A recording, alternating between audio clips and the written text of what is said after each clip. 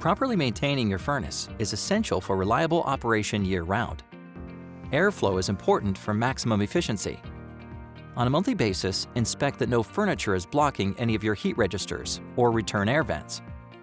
As well, use your vacuum to clean your floor heat registers of dust and debris.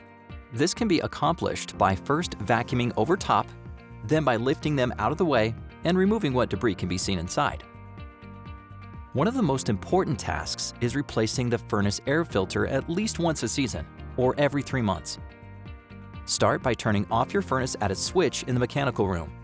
Pull off the filter cover, remove the old filter and discard. Slide a new filter of the same size in, ensuring the directional arrow is pointing toward your furnace.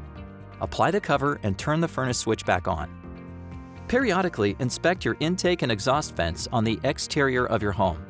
Check to always ensure the vents are free of any blockages, such as leaves in the fall or ice and snow in the winter.